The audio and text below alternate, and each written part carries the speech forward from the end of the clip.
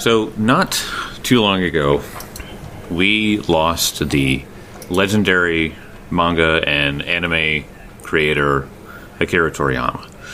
I don't think I need to explain to you how much of an influence he was in mine and every other anime lover's life. But I want to do a tribute to him today for this episode. And just we really got to talk about him and his work, and let's talk about some other people that really influenced us as much as he did. Yeah, he was pretty awesome. Question: what's your favorite Dragon Ball Z saga? In his honor, for me, I think I liked the Android Cell Saga. I think that was my favorite. Yeah, that's kind of goated. That was peak Gohan. Yeah. I don't know, like, usually I just immediately go to the Namek saga as Also well. goated. Just because, I mean, that's the first time Super Saiyan happens and all that stuff. Yeah. And That was the start of a beautiful tradition of Piccolo becoming powerful and then immediately getting shut down. Yeah, there's like, oh, immediately. he's strong. Yeah, that was also the kind of the turn that Vegeta was becoming more of on the side of the good guys, basically, and stuff, because he was basically forced to. Otherwise, he would die by himself. Yeah. Ooh, actually, I changed my mind. The second Dragon Ball World Tournament saga was my favorite. Oh, you're talking from the original. Oh, yeah, Dragon Ball. original. Yeah, Well, the that's World a Martial Arts series, tournaments in Dragon Ball Which- were definitely my favorite Was World that Martial before or after? Was that before or after Tien joined? Because I know in the beginning one Tien was the enemy, and then King Piccolo came up. But Yeah, I think Tien because he was on in there. the second He was one. with him there. Yeah. yeah. But there was the one before that Tien was like pretty much one of the main villains because the Kreen school was kind of an ass. Yeah, I love Dragon Ball. That's where, that was, I think, in one of the previous martial arts tournament is where Krillin had to fight Chiaotzu and defeated him using math because Chiaotzu didn't know how to do math properly and just freaked his mind out and then just made him lose concentration and he just kicked him. It was just such a simpler time back then. The power of math. He's like, "What's 5 plus 4?" And then Chiaotzu has to go, 1, 2, then punch in the face. Punch him. Take If we're honest with ourselves, that's how you'd beat me in a fight. John, spell this word. Fuck you. What are words? So what's funny is so I was listening to like the soundtrack. I found out that there's people who like do recreations and their own renditions of like the themes and stuff like that. And as I was like going down, people did like the Japanese theme song, and some people did like harder metal covers of the American theme song. Awesome stuff. And Kelly, when you said the Cell Saga. That theme song goes so hard. It just has this like look it up right now. Pause this episode and go listen to Cell Saga theme, because when you hear it, like when I heard it in the car, I was just like brought back to just like the epic standoffs and just like the looming threat of Cell. Oh man, it was good. Is that the one that's just like the dun dun dun dun dun, and like No, it's kind of like it's kind of like the theme that happens when Perfect Cell basically like announces his plans to the world. And shit. Oh no! The one that I was talking about was it was more like an electronic piano or like flute or something like that. But just like there's not much to it. It's just the composition of the music, just the way that they delivered it was good. But no, he was certainly influential. I do want to talk about today. Are there any other influential figures that have passed that affected you perhaps as much or even more than Akira Toriyama? Whether it be movies or video game names or something like that. Well, easy one for me off the top of my head is Robin Williams. Yep. Yeah, that one hurt everyone. Yeah. Deeply. Yeah. He's amazing. Probably in the same vein of comedians, Gene Wilder. because probably one of the first movies that I watched with him obviously was Willy Wonka and Chocolate Factory. Yeah. Wait, And he just kind of had this manic, like, humor to him in that entire movie. And then, like, watching all the other Mel Brooks films that he's been in. when did Gene Wilder die? Years ago. I was gonna say, I yeah. think 2017, I believe. Okay, so it was he- pretty recent. Yeah, In he 2016. died. 2016. 2016, yeah. It was, I can't exactly remember, but it was something that he was hiding again. It was like, yep, he died, and it was like, oh, wow, didn't know this was happening. Oh, keep it private. I That's love what he that did. interview with him when he was like, I only agreed to play Willy Wonka if I could come out and do the limp. cane and the trip. Mm-hmm. Yeah. It's like, Because then you don't know what's because he's expected. inherently untrustworthy now. And I'm like, damn, that's so good. Yeah, yeah. He did. He had reasons for the things that he did. He was certainly a genius in that way. Yeah, and young Frankenstein or Frankenstein. Yeah. Frankenstein. Yeah, that's always a classic movie to watch. I would say a similar vein of actors hiding things, like how they're doing. I would say Chadwick Boseman. No one really knew how bad off he was. Yeah. But man, he's just such a. I mean, I feel like he changed the landscape for Marvel as far as like the fan base goes. Like, I know so many people that were like, they were into Marvel, but then they got really into Marvel once like the Black Panther movies came out. Like, I mean, so like incredible actor. He in his personal life was just a stellar guy. Yeah, like yeah. he would give like speeches at like colleges and stuff, and just look at Chadwick Boseman college graduation speech. Like I would never recommend looking at a college graduation speech. Right? They're always so boring. Maybe there's a few good ones, but look up a Chadwick Boseman college graduation speech. You will not be disappointed. Yeah, I loved him as Black Panther, and like them retiring like Black Panther's character with his death is like objectively the right thing to do. But man, the arc of Black Panther falling in love with Storm from X-Men, leading to the Avengers versus the X-Men, was like the storyline that God I wanted so badly. Oh, that would have been so freaking And like good. maybe they'll still do it, but like that was like in the comics. That would have been so freaking cool. God, that would be a nightmare trying to put together, but it's okay. I can leave down that. I mean, they've already done the Infinity War, so I mean, they've already gotten 25 A-list actors. Them to do. introducing X-Men like gradually has to lead up to X-Men versus Avengers. Like that would be amazing. It'd be like Yeah. Civil I do think War it's- but bigger. I Wait do for think 10 years.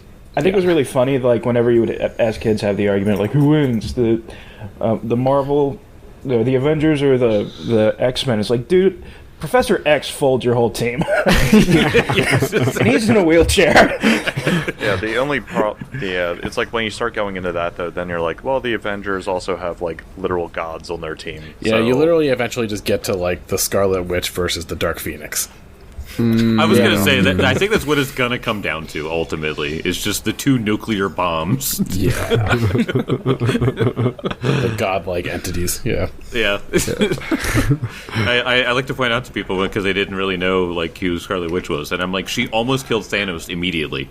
Yeah. Like it was almost, you killed my boyfriend, I'm going to kill you right yeah. now. They And she basically almost had did to it. like write her out of Infinity War so she didn't kill him before he got the stones. Right. Yeah. It's just that they did it for plot reasons. Yeah. For me, Chris Farley, the comedian, of course. yeah. Oh man. He Oh, that's a is- good one too. He's funny has man. always been my favorite since I was a child. Still is. I just shit my pants with laughter watching Black Sheep and Tommy Boy and Classic. old Yep, SNL skits of his. I mean, I don't think I've ever laughed mean, harder Van at Down by anybody the River, than say him, no 'cause more. Yeah. Wait, he was Van Down by the River? Yeah. Yeah, Oh that my is his skit. gosh. That's You like you've never seen that skit before? No, and I've not seen- see I've Chris Farley. I've seen that skit, but I don't know who Chris Farley is. oh, so. yeah, that's him. Yeah, yeah. Wow. That funny man. He's a fat, funny That was man. him. He had so much charisma, and he had no shame, and he God. knew what his humor was, and he just did it. He was literally the only actor who knew how to do physical comedy. He was the king of physical comedy. Like, nobody mastered it the way he did. And, yeah, he's the peak. No one will ever beat him at his game. Yeah. I mean, legends all around us, heroes all around us, and that is why I am going to award you all with a hero point. Yay! Oh my gosh! In remembrance of Akira Toriyama and all of the people that we mentioned, I think it's a good way to remember them. Is this hero point you just got? Nice. So now, Kezra, you have to spend this and go Super Saiyan. Yes. You know. Yes. You got your. I did text you about that. I texted you, right? I mean, that's basically what the spell Burning Dive is. He is the most Super Saiyan out of anybody. He literally has a spare palm attack. So we ended the last episode with Grimshaw. I believe you're slowed still, right? Yeah. Which means that this stone golem approaching you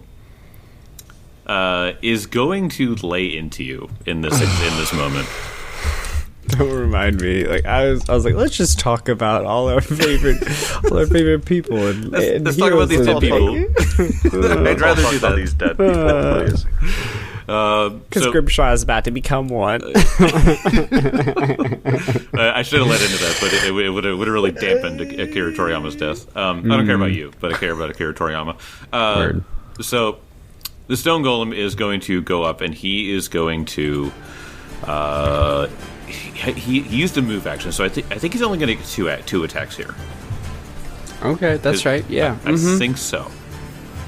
As long as he doesn't crit you. I don't think that. Yeah. Okay. He was slowed, so that's why he was only able to get so far. Okay. So first fist attack. So he's going to go up and he's just going to swing massive stone hand, balled up fist on top of your head. Just he's just insisting on a fisting. Insisting on a fisting. That can't be the title of this episode. That is going to be a 40 to hit. Yeah, thankfully just a hit. Thankfully just a hit. God damn. That was a 5 on the die for a 40. All right. That is 23 points of bludgeoning damage. 23 points of bludgeoning damage. So I imagine what happened is he was like checking on his friend, and then he just looks up and just gets pummeled into the ground, and it was a massive hit. Massive hit. I forget. Grimshaw, he wears a full plate, right? So he has like a helmet and all that. He actually, yes, he does. Yeah, that's what I thought. Yeah. Okay. But flavor wise, he doesn't wear the helmet. Okay, yeah, I was just thinking of like your bell being rung. Literally. Yeah. Are you okay? The dent stopped, I think. We recently did a rewatch of A Knight's Tale. And, yeah. You know, in the very beginning when he has to put on the helmet, it's like dented. He's Take like, off your helmet, Sir Knight, so we can see your face. Well, I can't. It's dented into my skull. I cannot do such a thing. Alrighty. All right. So he's then after hitting a slowed creature, he's then going to do something in which I need you to make a fortitude save, Grimshaw. Oh no. Uh-huh. All right. This actually, I'm not going to use this die. No. This die, I don't trust it tonight. At least not for this. Not feeling it. Huh? Well, I should have trusted that die because this other die wasn't any better. For 25. 25. That is a fail. Which means you are paralyzed for 1 round. Holy shit. That's no fun. Oh my Just god. crunched your spine in. Yep. Thank God I didn't want to play the game. All right. So that is only a reaction. Oh my gosh. Yes. And then it is. Excuse me? Yes, it is a reaction to impose paralysis. Oh my gosh. So second attack now. Good to know. 24. That's a miss. That is a miss. Okay. I assumed as much. You're still pretty tanky. Yeah. Even though I am off guard now, From my your paralysis. armor. Yep, my armor absorbs it all. Got it. All right.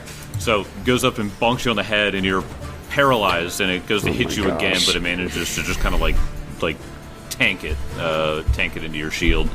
Grimshaw, it is your turn. You are paralyzed. Grimshaw contemplates his actions that led him to this point. Hey, that means you can do a check. That's true. maybe? You want to do a knowledge check? Actually, let's see. Let's see. Oh, is it If you have anything and that's can't act elemental. except to recall knowledge. Yeah. Nice. So recall knowledge. Go ahead. Okay, sick. I guess I will use. Would a religion apply here? Religion against the golem? Yeah. No. Okay. Nope. Let me just try It's a another knowledge. construct, so it's either Oh my gosh! Arcana or crafting. I got another 5. It might be Okay, made out of rock. So that is a total of an 18. That is a fail. You do not know anything about a golem. Okay, I'm going to roll another knowledge check then, because I can just roll. I got 3 actions. Sure, why not? Golem hit real hard. I'll allow it. Wait a second. Oh no.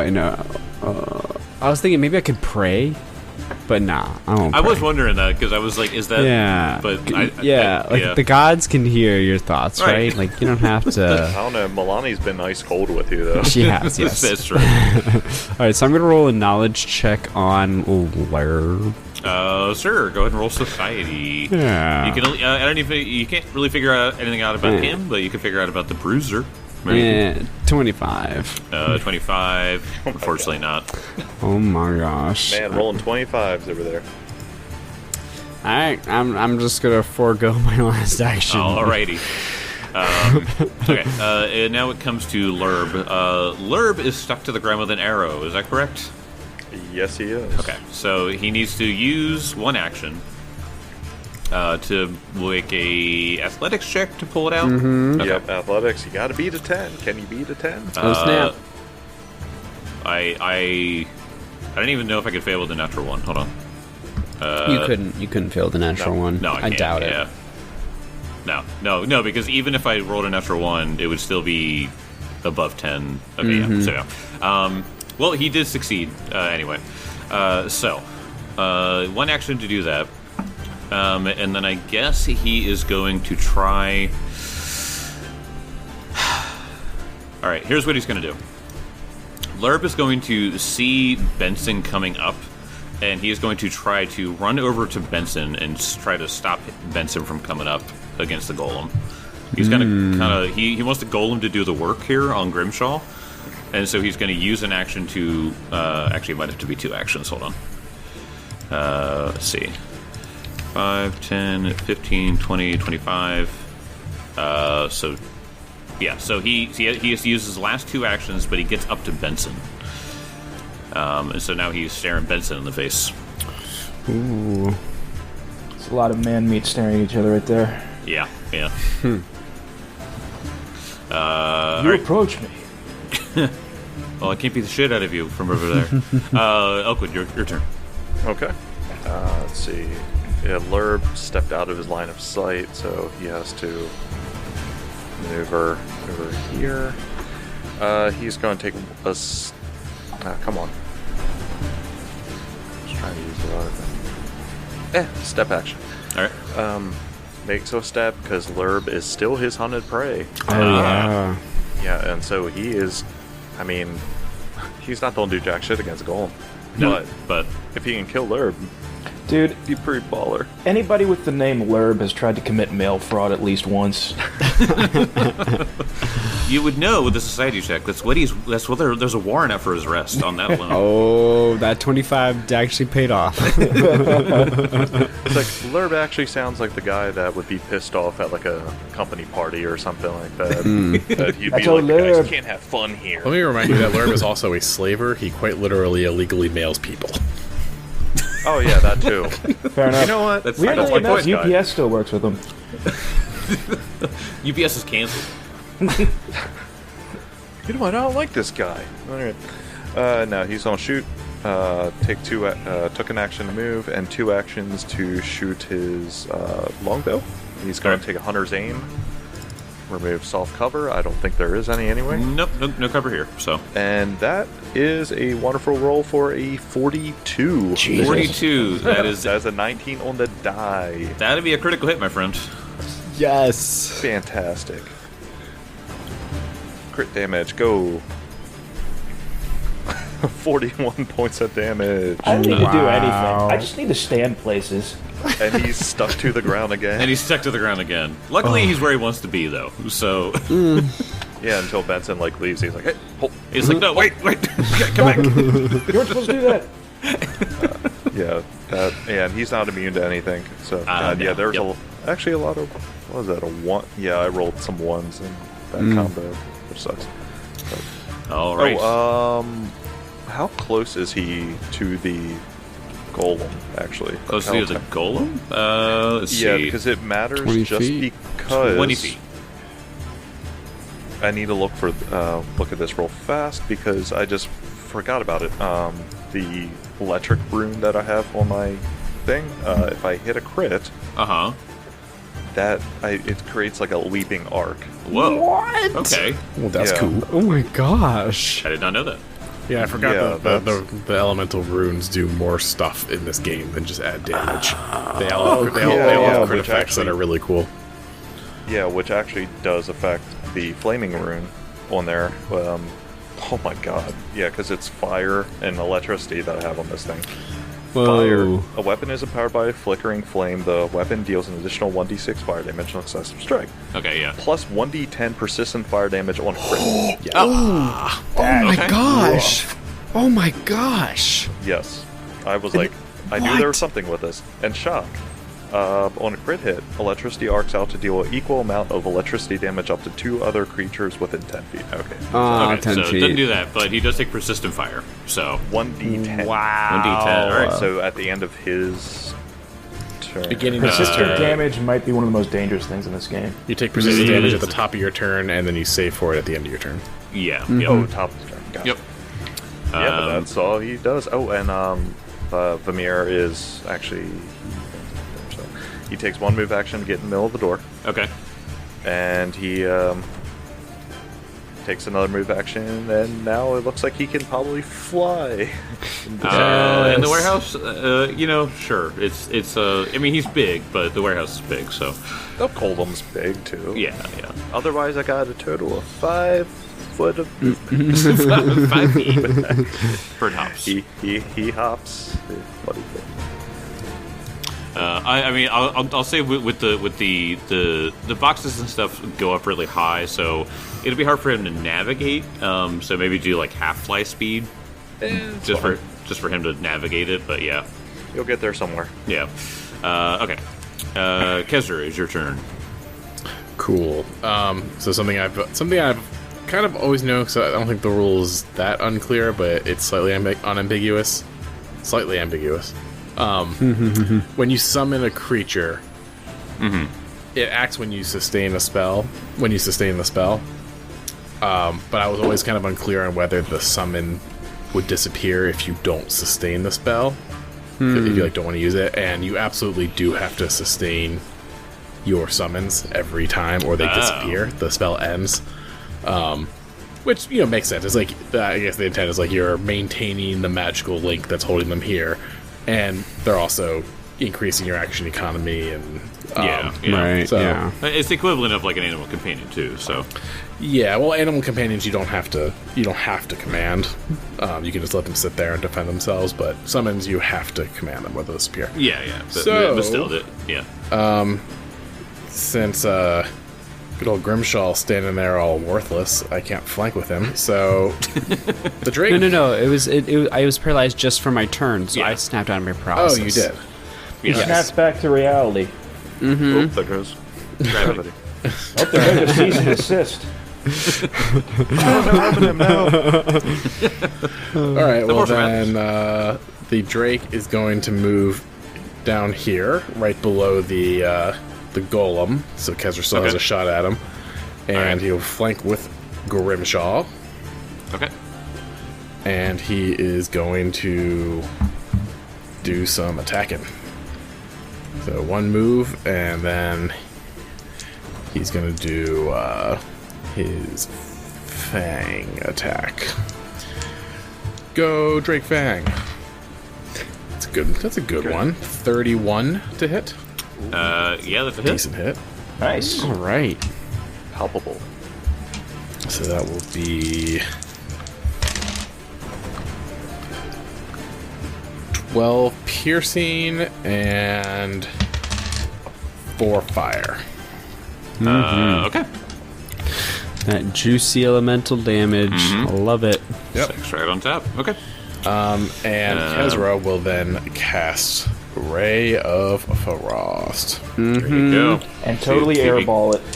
See if you can take it out. I have max hero points right now, so I have never been maxed out on hero points before. Hoya! I really want to hit this thing. I don't know if this is a hit. It's very close. Yeah, that's a decent AC. So. You know what? I have 3 hero points. I'm gonna use it again. 28. There you Wasn't a hit, right? You don't know. What about a 29? There we go. All right, that's gonna be a 36. That will hit. Whoa. Much better shot that time. What about a 35? Gonna keep producing until I find out. All right, so that's 15 frost damage. All right. And I would like you to roll me 5d10. God, that's so much baby. fun. That extra damage is so I great. know. It's so incredible just to hear 5d10. Yeah. Right? Like, are you sure?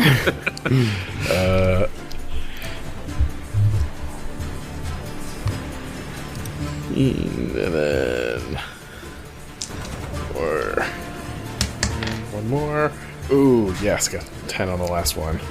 So 34 ice damage. Damn, very nice. My 34 gosh. points of damage. Incredible. You almost did 50 points of damage. That's huge. All right. Amazing. Funny if I would like you to please describe your kill. fuck yeah. So the Drake Thank flies goodness. across the room and just gashes this thing across the chest. And right as the Drake flies by, this bolt of ice flies out from underneath its wing and just hits it right where the claw struck. And the thing just freezes from the middle and then crumbles into the ground. Yes. Terminator stuff. I'd like to think, for the sake of when we are recording this episode, Kezra gave it a It's all ice. Did they fight any ice enemies in Dragon Ball Z? I can't remember. Cooler. Frieza. Yeah, Frieza. No, he was not ice. You guys are gonna say 79 with you the exact same place. That's why I We're like gonna say that. Freezer. What was it? No, they fought in the Arctic. That's all I know. Yeah. When that Drake does attacks, is it just physical or is there fire with that as well? Yeah, his fangs. Yeah, that's fire. His fangs had a fire.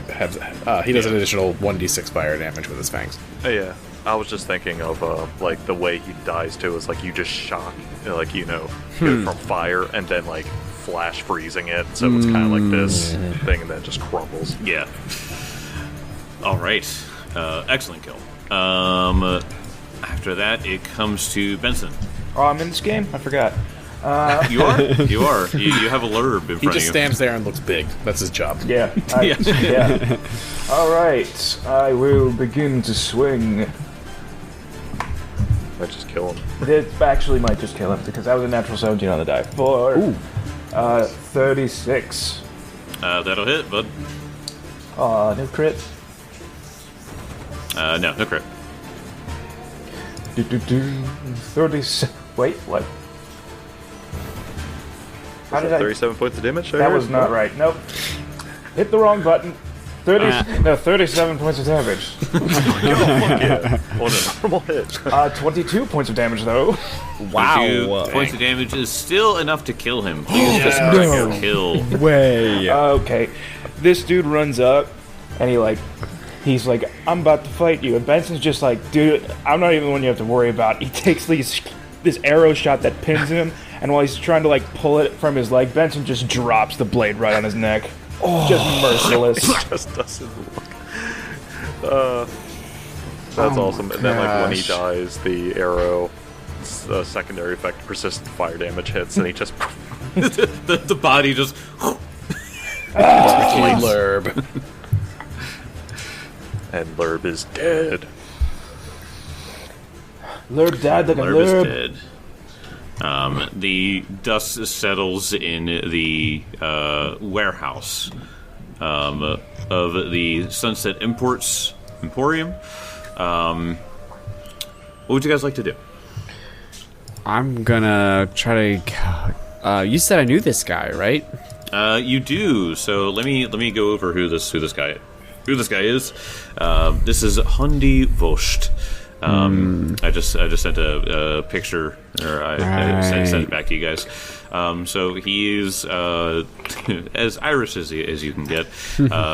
Bright red, messy hair with these fantastic bright red mutton chops. Beautiful on the side mutton of his chops. head. They come up like past his ears, like they're glorious. Beautiful baby blue eyes, and these eyebrows that are just works of art. So you know him. You know him as he is one of the informants. One other thing I will say about him, he's got some lips that were meant for kissing. He looks a like good-looking dude. He looks like handsome Nigel Thornberry. Yes, That's a good way to put it, yeah. Yes, smaller nose. Oh yes, yeah. Handsome, Poor Shane. handsome Nigel. There was thick Nigel. Now there's We have handsome Nigel and thick Nigel. Wow. They should meet. So we need one more. Grimshaw takes his like water flask from his pack and he kind of splashes his face and he's like, handsome Nigel, are you there? Are you with us? What's going on? Hey! He wakes up, he freaks out, and he's I don't know if you untied him, but like he's tied up and literally hogtied, and so he was trying to like worm away from the fight before he got knocked out. Oh, by the way, he's played by Christopher O'Dowd. If you know him, he was in the IT crowd, and for the parents out there, he is the narrator for Puffin Rock.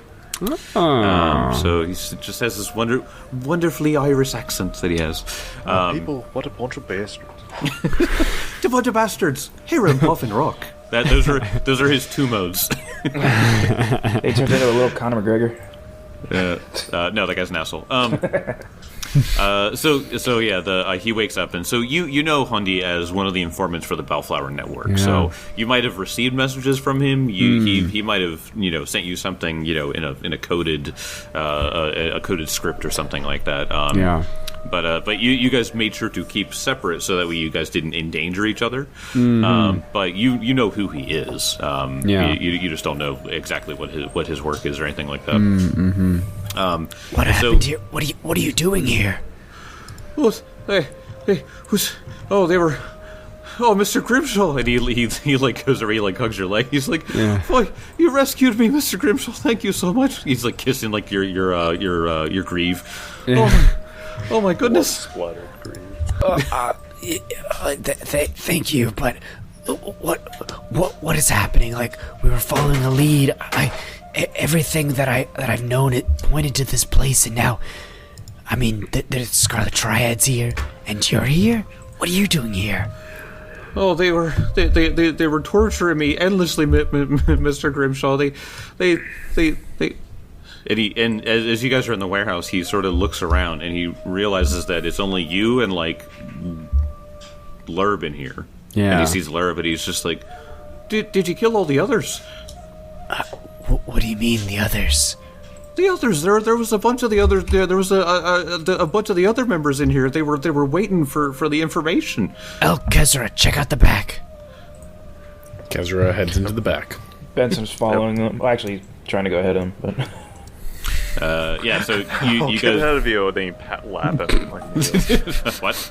All right, so you guys take a look around. You don't see evidence of anyone else that's in here. If there is any foot traffic, you assume it to be people working, but you know that's not true since Sunset Imports. Right. Or what Sunset Imports has been suffering from, I should say. So you don't see anybody else in here. It looks like it was literally just Kron, the demon, Lurb, and then the stone golem, and then what's her name, Sidrani. It looks like those are the only people that were here. Benson walks into their break room like, man, they got a snack vending machine and a soda vending machine. This place is way cooler than Church of Iomade. Is that a ping pong table? What the hell? Like, wait, I have a trick of getting free stuff. And he just like maneuvers and He just smashes a mail hand through the glass. My special trick is called stealing. just blame it on the slavers and be done with it. right in their blood, slavers were here. In the top hand corner, it's like property of Sunset Imports. Like, oh, whoops. Yeah, they also hit the vending machine. Weird. Well, there's nothing they won't do. Don't worry about that torture. They've stolen the Dr. Pepper. All of that. They will pay. Yeah, so you guys report back. And he's like, there's no one here.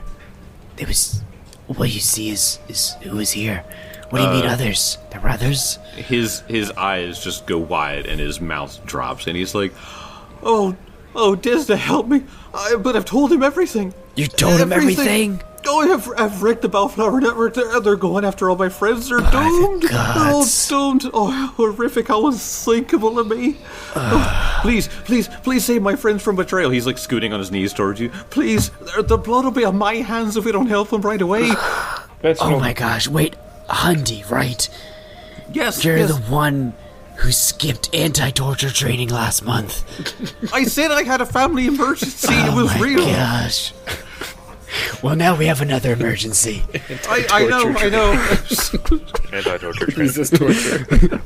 Here's the secret. You just look at him and go, no. No. He's like, You're not going to break my legs, no. It's like what you do is you bite the back fake tooth in the back of your mouth, and that will solve it. And then as your mouth foams, you say Hail Hydra or something? No, as the poison takes hold, you go PogChamp. Actually, a funny thing, I think that is a item in Pathfinder. I think there was like a fake tooth or something. Like a cyanide tooth kind of thing? I think there's something I might be misremembering from a different game series. That sounds familiar. It would be cool if you had like the thing from Dune where he cracked his tooth and he spit out the poison. Like that would be cool. Sounds like a Delta Green thing. That does sound like a Delta Green thing. Remember the tooth. Yeah, how hurt is everybody? I'm pretty good. It's a good question because I know Grimshaw. Grimshaw got beat up there. Yeah, Grimshaw's not doing great. Well, if you want, you guys can take some time to drink potions and heal up and stuff like that. Oh yeah, wasn't Sunset Imports known for like their distribution and transfer of like health potions? Isn't there a 50-gallon drum of health potion over here? We open a crate and there's 50 major healing potions. 50 major healing potions. Yeah, let me just do a perception check. That's only worth. But you were morally obligated to only take what you need. But I want to steal. No, I knew you guys have some healing potions already, but feel free to do whatever healing you guys have, gloves or whatever. While we do that, did you guys want to loot the place? Yes. Yeah, we're definitely checking things out. I think I'm probably tending to Hundy, because he was tortured. So yes. You find that there are some marks on him, and you find a not too recently red hot fire poker that it looks like they were heating up in a brazier and then poking him with it. Does it at least make like a cool pattern, or is it just like random? No, that's the worst part. Probably. It's probably dumb. This isn't too bad on you. I think you might be able to line up to a couple constellations. Nope. Just gonna wear long sleeve shirts from now on. Long sleeve shirts. They burned the Zim logo into his arm. I'm like, shit. I'll never get out of the 2000s. It's like, we know a guy that worships on Kuthan. We can easily arrange for something better. I have a friend for you. All right, so let's see. If you guys are looking around in this place, you find So if you go to the secure corner, which is that like blocked off area that they were torturing him in. Let me read the room for that. Large slats of wood, iron chests, and stout barrels stacked here shelter the southeast corner of the warehouse from view. Several manacles hang from the wooden slats several feet above the floor. So it looks like he was hung here by his feet or something like that while they were poking him. So it's bad. It's however bad you can imagine. That's what it is. But if you look around in this place, you find a few things. Let's see. Let's go down here to... you find a runestone that I'll just tell you right now, because it looks pretty familiar, is a +2 weapon potency runestone. Oh, yeah. Damn. You also find another runestone that looks to be shadowy in a way. It would be affixed to armor, so if you roll Arcana for that, and an iron medallion. Oh. Can I do religion for the medallion? Let me see. Let's see what it's under. So the iron medallion is a talisman. I'll tell you that. Single use. Okay. Magical talisman. I mean, I guess you could. I don't really see anything against that. Okay. Crafting and Arcana are definitely going to be the things. So Kesser will probably have that. Oh, I have crafting as well. So. Oh, okay. I got a 35 crafting. Yep. That's good for the whole thing. Okay, so I'll do the iron medallion since I was just talking about it. It's just called an iron medallion. I know. Damn. I love names like that because I don't have to hide it. Iron medallion, item level 10. Oh. It is a free action concentrate to activate. The trigger is you attempt to will save against a fear effect but haven't rolled yet. Okay. This small medallion is shaped like a shield. When you activate it, you gain a +2 status bonus to the triggering save and other saves against fear for 1 minute. That's pretty solid. Oh, for a minute? For a minute. Yeah, that's actually so quite good. This is a talisman that goes for a whole fight, pretty much. On the triggering save, if the outcome of your roll is a failure, you gain a success instead. If the outcome is a critical failure, you gain a regular failure instead. Nice.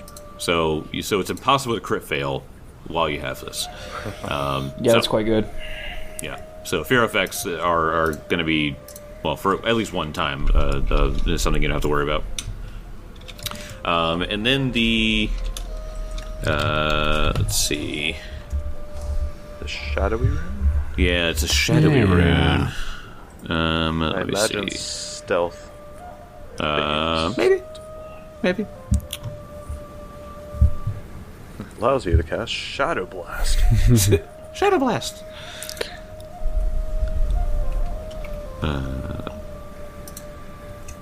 You mean to roll again, or? No, you're fine. No, I'm trying to find it in their list that I have now. Ah, there it is. All right, so this is a Shadow Runestone Grater. Item level 9. Armor etched with this rune takes on a hazy black appearance. You get a +2 item bonus to stealth checks while wearing this armor. Oh, shit. Yep. Nice. So, I want that. so +2 item bonus to stealth checks. Nice. And it makes your armor look cool. Yeah. Yeah. It just makes you do like the wavering effect, like whenever what was it like that Blackbeard did, like where he had the smoky effect or something. Who's getting that +2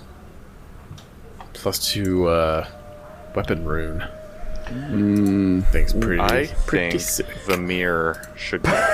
For his talons. No, for the blocking area. Give him around. gloves.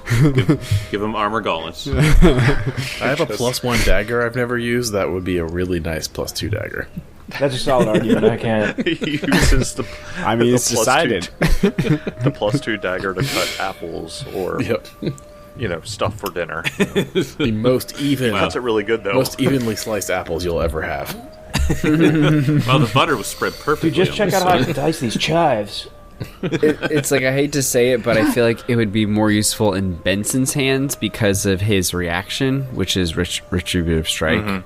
Yeah, he's going to be attacking more often, He has a lot more chances. So maybe you want to slide that Shadow Rune over to Grimshaw? I can live with that. Oh, all right. Tim's like, oh, it worked. I mean, he's getting a +2 potency rune to his weapon, so... I mean, thematically, I thought that would be really good on Benson, but I'll take the +2 potency rune. You can talk me into it. So there's one more item that I don't want you to... Before you start divvying stuff out. Okay. You find a tiny... it's an emerald grasshopper. That it is a... Well, I can tell you right now, it's a... It's a useless tchotchke that people put on their cupboards. That's not true. That's not true. It's a talisman. I'm just telling you that right now. So it's a talisman. But yeah, it's a little emerald grasshopper figure. Grimshaw looks at it and he's like, I guess we could sell it. I don't know. What do you guys think of it? Throw it in the garbage. Jake is like breaking inside. Stop one of them first. Have you ever had a party just reject treasure before, Jake? To reject really cool treasure. Stupid thing. What's... you have to re-roll a check for this? I or got a what? 25 crafting. Not as good this time. Oh, yeah. Crafting? That's fine. Item level 5, so it's easy. One action, concentrate to use. Requirements, you are trained in athletics, which all of you are.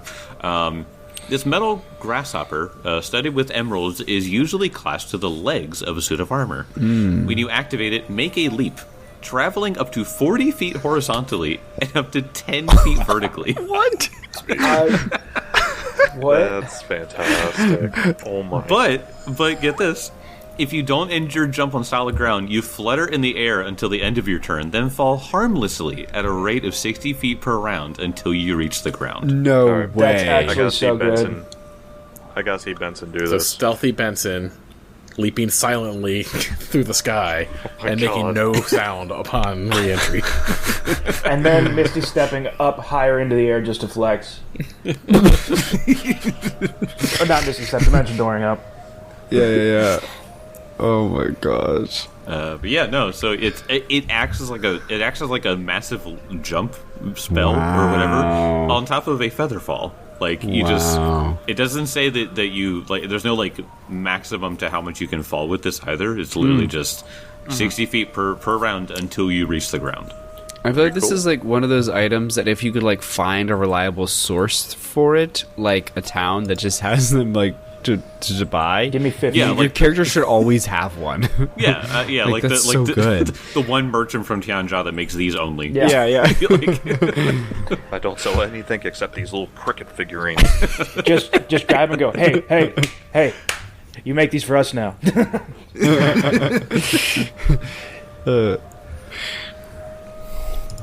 So yeah, you find that too. You also find tucked among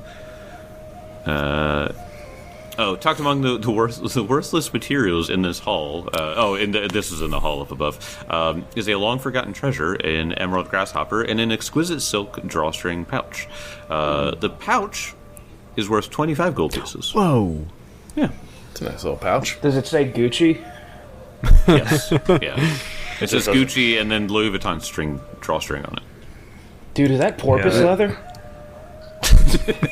That explains it. It's actually made of raw unicorn. Raw unicorn. With Didn't even tan it. No, didn't With even tan iguana it. scales. Alright, I think we've found everything we're going to find in here.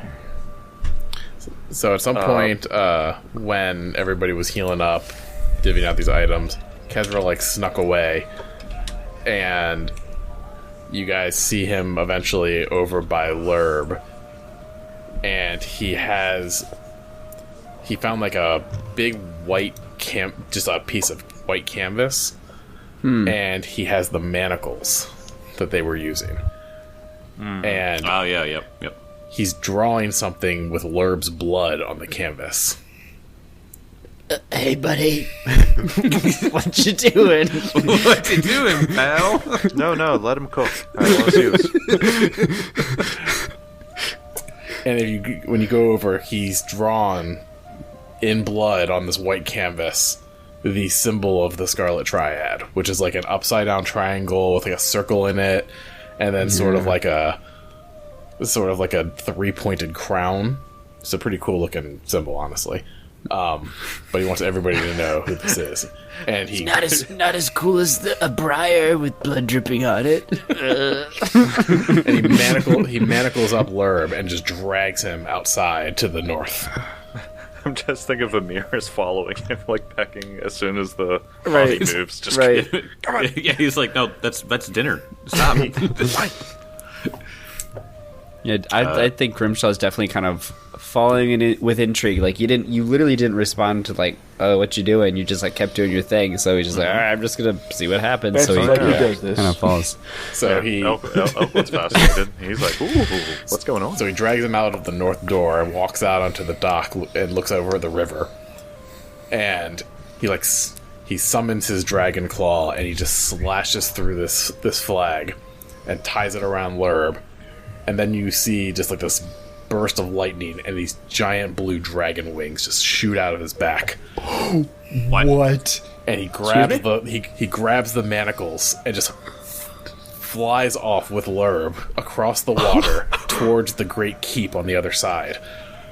And he flies across with Lurb with this like desecrated Scarlet Triad flag whipping, and you see him just hang Lurb from the tower on the other side, so the whole city could see this burned up, charred up, fucked up Scarlet Triad member, and this flag that is just slashed. And then he just flies back over and lands right on the dock. And you did the predator bloody pose. Hell could he do this? What the bloody hell could he do that? Kind of been holding out on us, huh? But yeah, Benson doesn't really have anything to say to that. No, it's honestly something Elkwood would have done if Keshra didn't. Like, at this point, just start hanging the bodies and be like, you know what? Fuck these guys. Yeah, let's hang some bodies. It's a nice day for that. Well, I mean, like, especially if you got these slavers coming in, they're starting up shit. They don't deserve anything better. He walks over. His wings kind of like fizzle out in a bunch of sparks of lightning, and he walks over to handsome Nigel and just like puts a hand on his shoulder, and then he looks to Grimshaw and he goes, "Let's go kill every last one of them in this city." Let's do it. Yeah. I like to think while he was flying up with the corpse and the flag, Elkwood was ripping a sick guitar solo, Benson was backing him up, and Grimshaw was just like doing a metal scream into a microphone. Yeah, for that moment during that interlude, it's like the sky is like thundering, lightning is raining. Yeah. We're covering Megadeth in the background. So, I mean, that was fucking metal. Oh my gosh. Get it here. So, here to got one today. What about second hero? So I will say that after that happens and you guys are like, all right, let's go. When you go over to Hundy and you make a show of that, he while like freaked out at first, he realized he is dealing with powers far stronger than him, and it's kind of like, okay, it's crazy, but I feel confident now. After seeing a display like that. Yeah. Also, good guys. you immediately hear warning bells and stuff as a dragon person just like hung a body on top of the castle. Yeah, that happens every week.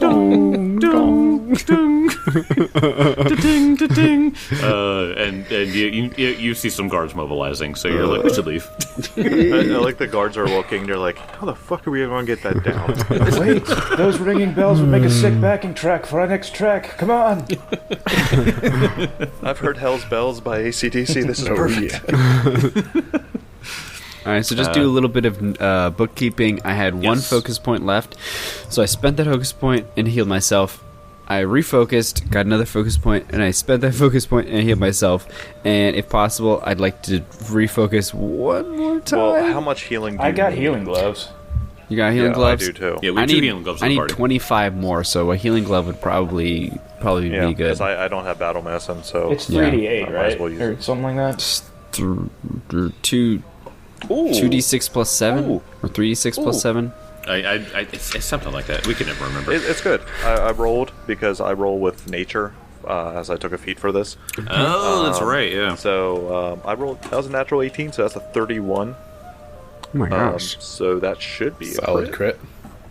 Yeah. Solid it's a solid crit. crit. Yeah. I don't know what the actual numbers are supposed to be. I think it's like, what, 48 at that point? Yeah.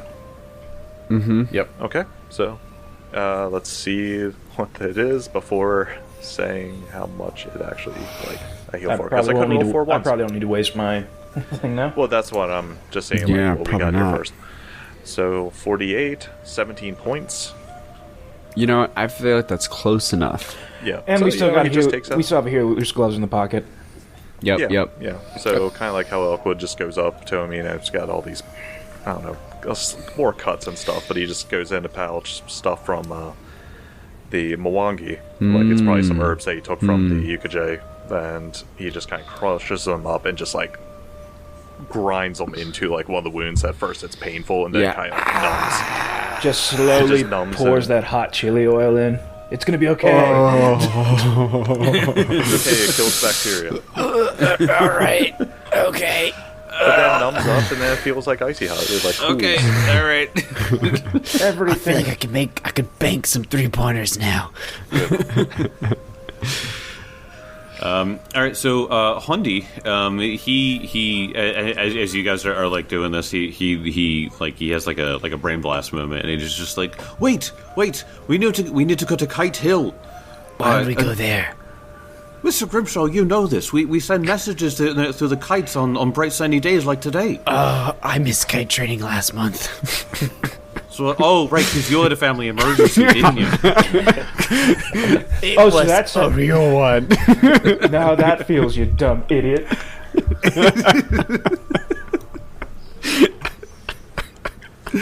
So I had a baseball game to go explained- to. It was my son's baseball game championship match. He lost. I've definitely called out of work to play D&D, so I have no leg to stand on here. So Hundi explains that the way that one of the ways that they communicate is because Kite Hill is to the north and it's higher above like the gate of Kintargo. That they can actually communicate with kites to other members of the Bellflower Network. And they can do it pretty secretly and pretty stealthily because of the fact that it's just people flying kites. Yeah. You know what I mean? Like, there's families up there, there's kids up there, like, nobody's really going to assume anything. So you guys go to... so he orders you guys to go to Kite Hill. Let's go. Not me a moment get- to lose. Let me get you over to the map so you guys can see where you are from and where you are going. We are titans on this map. Yes, you're very, very large tokens. We could crush them all. They look like ants all the way down here. That's because they are ants, Elkwood. We are gods among We men. could rule them like gods. Angry gods. gods. Ooh, what's that from? What's Adventure Time. Adventure time. Adventure Time. Oh, Yeah, jeez, Tim. Oh my shake. gosh. Shake the dog. I blame it on the lack of sleep. It's all that lead paint you've been drinking. We tell you to stop, and do you? I can like stop it's sweet. anytime. But it tastes like prime, guys. I mean, isn't that one of the reasons, like with lead paint, they said it's a big issue around kids because the paint's actually sweet. Yeah, it tastes tasting. good. Oh. Yeah. What idiot made Yeah. that decision? What? Yeah. I know. Well, It's the same with antifreeze. antifreeze. Yeah. Yeah. They have to put a bittering agent in antifreeze because otherwise it'll taste too good. It tastes weirdly sweet. Guys, Yeah. it's Guys, like the my St. next Patrick. big run through is making razor blades taste like Skittles. It's like that one I coat episode each of one in honey. that one St. Patrick's Day episode of Always Sunny where Charlie was like reenacting the Reservoir Dog scene with like That's right. the guy dressed as a leprechaun in the Yeah, I basement. remember that. Oh my gosh. Down. And I think we caught ourselves a like, leprechaun. Charlie, are you drinking paint again? Yeah. Yeah. Okay. Oh my god! All right. So you guys are at Sunset Imports here. You can see that Sunset Imports is directly on the opening of the mouth of the Yolubulis River. Right. So anybody coming in from the north, if they go into the shipping yard here, that is the first building on the left. That is the first dock on the left. So you can see why they were so popular. Kite Hill is way over yonder, on the northeast, beyond the Kintargo walls. So you would have to go up Night Road, which is actually where you came from. That's actually the road you came down, because it goes up to Cypress Point. And so you go out that way, and then you just make a right, and then you're up on Kite Hill. Guys, let's just get an Uber. You can do that. I don't have the app. Damn it. So Do you Venmo? You can just Venmo me, and I'll order them. I'll Venmo some gold pieces over. I'm not waiting for the bus, okay? Public transportation in this city. It doesn't run on Sundays. God, it's like Chick-fil-A. This sucks. All right. So as you all go to approach Kite Hill, let me read out this little description here, because this is kind of cool. Kite Hill rises just north of the Greens, Kintargo's noble district. Kite flying is popular here due to the prevalence of ocean breezes, a tradition the Bellflower Network has encouraged for their own subtle gain. As the kites flown high on Kite Hill are visible from nearly anywhere in Kintargo, Bellflower agents can deliver secret messages across the city with a coded combination of kite colors and specific movements. As you walk up, you see a halfling woman who looks like. Let me get a picture of her. She looks like this. Oh, what a sweet lady. She has a nice smile. She's very sweet. She's got this nice like dusty blonde hair, like mousy blonde hair. Her massive ears stick out from behind her hair, and she's just got this smirk and these like very pretty green eyes. She's got overalls on, nice fitted overalls, and yeah, she's just sitting behind like a little stand, and you can see she's got kites behind her and stuff. Big old Stanley cup in her hand. Yeah. What? They took out all the lead. I got one of the good ones. So as you, yeah, remember that they have lead in there. Yep. That's why it tastes so good. That's why everyone went and that's why everybody wants them. That makes my water taste better. As you walk up, she kind of waves you guys over, and she clearly sees Hundi with you, even though he's hiding behind your legs out of shame. And she goes, "You lot look like you could do some kite flying," says the halfling proprietor of the makeshift stall. With a cheerful voice, she asks, "Which one strikes your fancy?" as she gestures to the many kites hanging in the simple frame of the stall. Strange thing to say to two fully armored knights, but okay. Oh, anybody can fly a kite. I've got a few butterflies left, a couple of boxes, plenty of classic diamonds. I have orange, chartreuse, crimson, violet, coral, yellow. Pick any. They're free. Help us protect against the drab Nidalese diplomats infiltrating our beloved Kintargo by showing them all the colors the sky can hold. I can help you make your choice and get you up and flying, if you've never flown before, as she puts a hard wink towards Grimshaw. Knowing who you are. Yeah, so Grimshaw kind of like makes a motion like, okay, I'm gonna go up and talk to them. So he goes up, he's like, Good day. Yes, I agree that we do need to put more color into the sky. Like you said, could send a message. Maybe not just to the Nidalese diplomats, if you catch my drift. Oi, I assume you're, she looks down and looks at Hundi. I assume you're sending a specific message there, Hundi. And Hundi kind of looks up. He's just like, yeah, I am, yeah. And what kind of message are we sending today? Grimshaw, he like kind of looks around because he's just like, in his mind, this like he's so paranoid. This girl triad is everywhere, and he does double speak. And he says, The flowers need to be scattered to the four winds. The soil is no longer a good place for them to be held. So she gets that, and what that would pretty much mean to her in this story is that, like, Hundi would have communicated this to you, is that, like, the communicating to the Bellflower Network via this, the message is pretty much like, you need to get to safety. And so she just goes, I understand.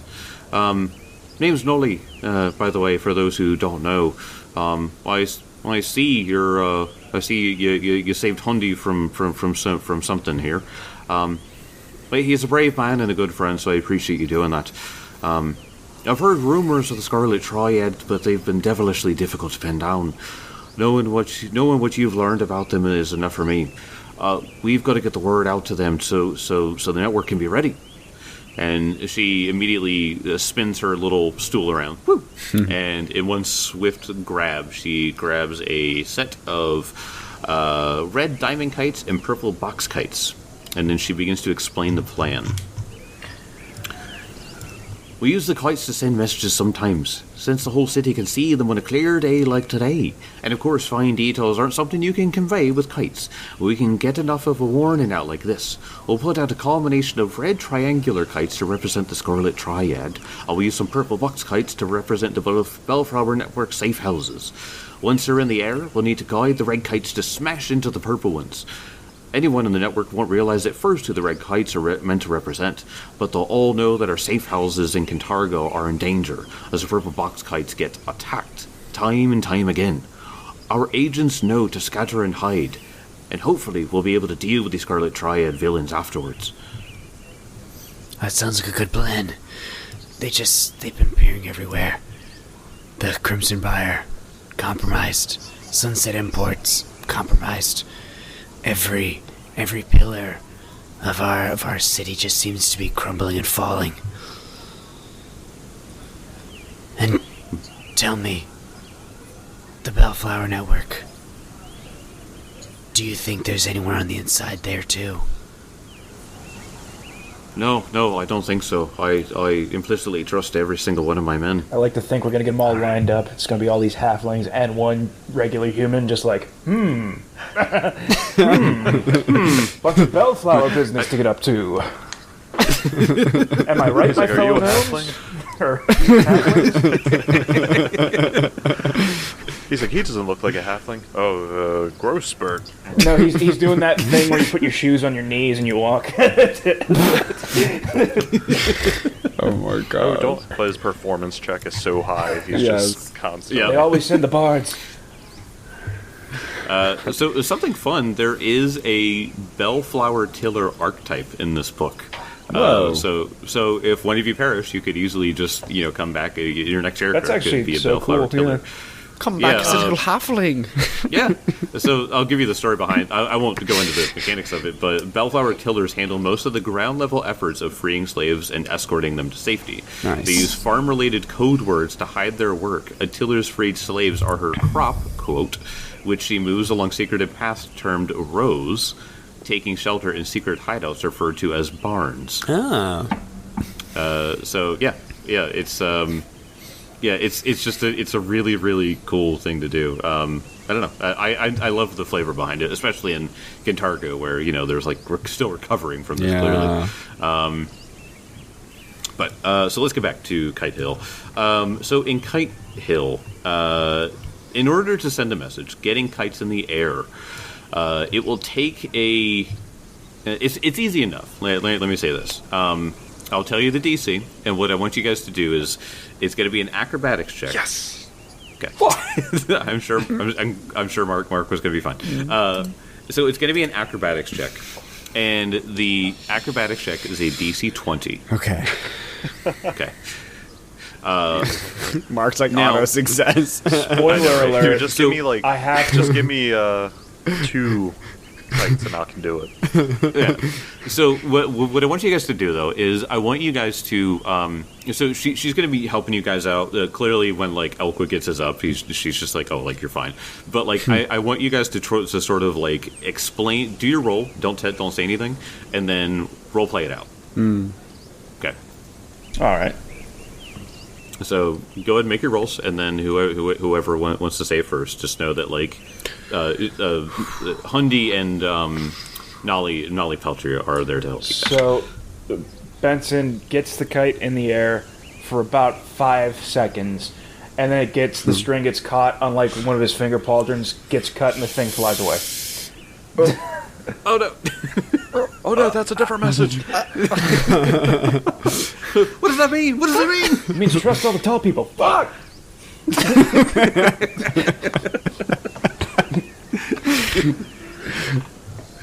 That was a 4 on the die for Benson with acrobatics +0. So Okay. So yep. All right. Never stood a chance. no, didn't. We didn't. Sit here. Hey, he said a 1 in 20 chance. Okay, 1 in 20. I know he gets that natural 20, he'd be fine. Right. And so Grimshaw, he's taking one of the he's taking one of the red kites, obviously, and he unfurls it. It looks like he's struggling a little bit to get into the air, but once he gets it into the air, he's good to go. It's just flying as it should with a 22. 22, nice. Okay, so she helps you out. Nolly helps you out a little bit. Yeah. But like once it grabs the air, you got it. Like Yeah. you're like, oh yeah. You might have done this before. So. Yeah, he just missed kite training last month. Oh, okay. Yeah. It's kind of like one of those things at work where every 2 years you gotta do certification training. Yeah. It's fine. You need to renew your license. All right, who next? Yeah. Elk, I mean, like, as soon as he gets it in his hand, like, because it was the box, the red ones and the Purple. purple ones? Yes, it was red diamonds and purple boxes. Yeah, the purple box. Like, as soon as he, like, it kind of, like, the string touches his finger, he kind of, like, wraps it around partially, and it kind of comes very fluidly and just kind of goes in, because with a 11 on the die, he gets a 31. Wow. So he just throws it up, and the wind catches it perfectly and just takes it. And he braces for a moment, but arguably just takes it. Like, it's not any issue. God, now he really wants to go back to the UKJ Elves and break dance now. Benson walks over. He's like, "Hey, Elk, it doesn't look like you're very good at that. You want some help?" Oh no, my finger. And he just cuts it and goes away. Benson just walks around with that thing kicking dandelions because he's bored. Benson goes to each string, goes, "Wow, looks like you suck at this," and he just cuts the string. He's up to a child, full longsword out, and just cuts it like, "You suck at this, I don't."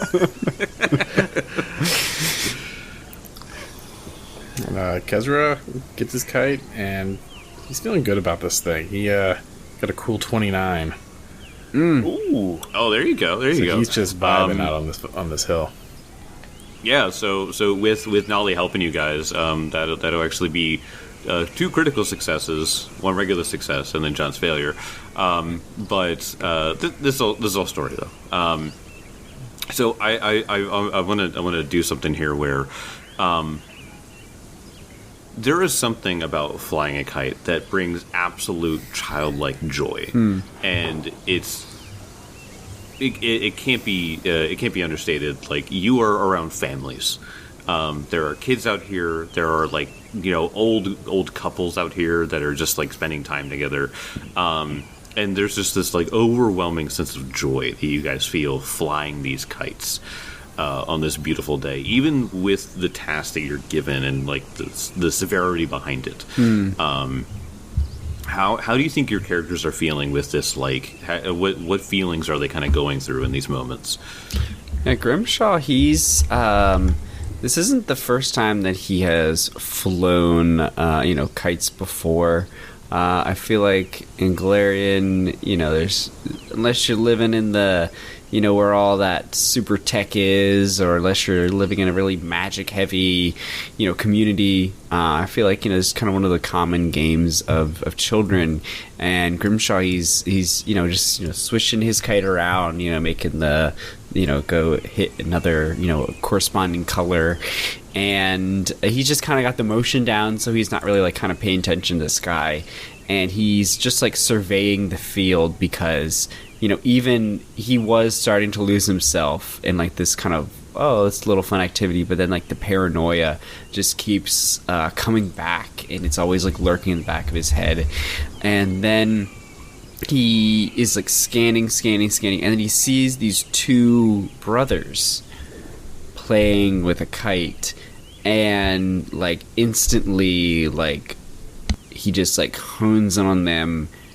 The paranoia just kind of like shuts off for a second, and he is just watching these two brothers just like pass the string back and forth. One's like, "No, you're doing it wrong." Like, "No," you see they like tussle a little bit, like fight over it, as brothers do. Yeah. And suddenly the scene shifts from one of Kite Hill and the brightly colored kites in the sky, and the two boys are replaced with another couple boys who maybe don't look as nicely clothed. Their clothes are drab, a little raggedy. You can tell that they kind of like live on the street, but they have this kite, this black kite, box kite in the air. You can see their patches, different grays that are patching it up. And this little boy is like, Grimshaw, no, you're doing it wrong. And you see the older brother is like, no, I've got it. And the kite is like, he's like fumbling with the string. It got caught around a finger. He's trying to untie it. And as he's untying it to kind of straighten it out, it looks like it's going to fall. Like just the wind's going to take it away. And the little boy just kind of like jumps off of like a nearby rock and snatches the string out of the air.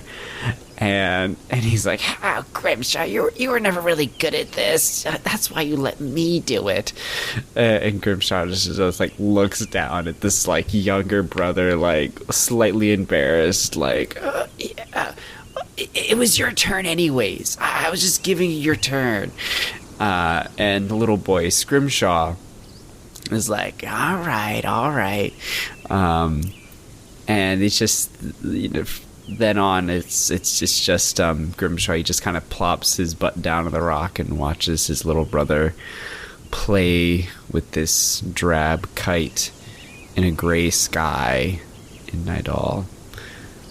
And then he's sucked back into the moment, and he's just like, what am I doing?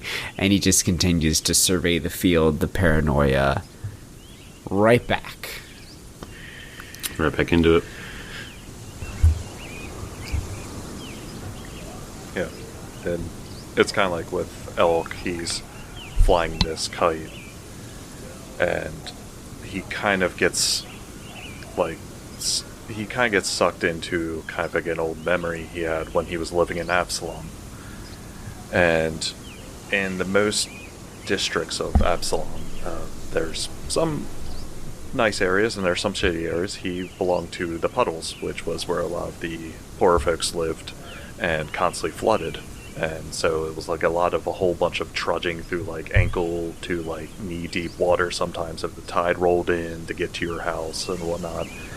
But flying this, he is reminded of a memory of sitting on top of one of the shanty buildings and with his mother, and it's like they're flying the kite and stuff, and she's gently guiding his hand along the string just to pull it back at times, like, the wind catches it, they yank it back, so it kind of like makes a twist or a turn. And it's kind of like he kind of relives that moment, and kind of a smile is brought to his face for a thought, and then he turns, and then her face is just not there. It's just kind of like a blankness, and he kind of looks back up, and it's like the seagulls the sound of it, they start calling, and then he snaps back because he feels something's wrong, constantly at this point. It's kind of like that moment of childlike wonder has been kind of knocked out of him a bit. Yeah. So he's kind of like he returns to the moment, but for that for that minute, he's just kind of like enjoying it, but knows there's something serious that needs to be done. Yeah, Kezra is brought back to his time back in Thuvia in the sandy port city of Marab. And it's a younger Kezra. And he's walking through the city with a young girl, his daughter Lana. And she has scolded him because she's not supposed to go off with him. And her mother doesn't want him taking her and getting her into trouble. But she can't help herself but play along because Kezra's got these two big rolled up pieces of canvas and these two sleds with feet strapped on them. And he's taking her to outside the city walls, out into the dunes. It was a hot, steamy day in the city, but out on the dunes, once you get away, the winds start to pick up, and you just get this really warm but peaceful breeze. And Kezra lays out the canvas and attaches, and there's like two handles that are attached with strings to the canvas, and he straps Lana's feet in, and he teaches her how to windsurf on the dunes on this breezy day to just escape the hot city and get away for a little bit. And he spends the whole afternoon just coasting around the outskirts of the city on these dunes on this nice breezy hot desert day. And he's just back on the hill. His eyes are closed. You guys see him. You're like, this is the most peaceful you've seen Kezra in a while. I think Benson is looking around at everybody, and he's a little frustrated that he was not able to help with the flying of the kite, and he's kind of going through it in his head, all these things he could have done differently or done better. But then he feels somewhat disturbed by the fact that earlier in the day he essentially butchered a man without feeling anything. Like, he feels bad about not flying a kite, but he feels nothing for all of the things that he's done. And there's no real, he has no family association for an activity like this. He feels so out of place. He doesn't really know what to feel in this moment. Yeah, I mean, some of the stuff is confusing because the fact is that while you see all the joy happening around you, and obviously you feel that, and you kind of empathize with that, is that what your characters might be feeling in this moment is that either you had it and now you don't have it anymore, and so you have this sort of longing for it, or you I think there's a certain word for this, but it's longing for something you never had. And so you have this empty nostalgia, you know what I mean? And so there's this unexplainable feeling. But it's a beautiful day. You're flying kites out. Even with the tragedy that's unfolding in Cantargo, there's something joyous about today. That is until suddenly, in the middle of you guys flying kites on the top of Kite Hill, whomp! A massive creature appears. You had to ruin the kites. Oh boy. I know, right? Good job, Jake. We can't even have an afternoon. I know. As this creature appears in the center of Kite Hill. With that many legs, he could hold so many kites. He could. So this creature is blue insectoid-like creature, and it has gold bangles on the end of its legs and arms. It's got this almost praying mantis like visage, but it's all blue, and it has a massive ice spear in its hands. Ooh. And as it appears, it holds it up above its head, and it says, "For the glory of Night." I'll see you guys next time. Oh my That's not gosh. peaceful at all. I feel like I recognize this thing, but I can't put my finger on it. Yeah, I feel like Grimshaw accidentally lets go of his kite, and he's like, "Come on!" I just want 1 second.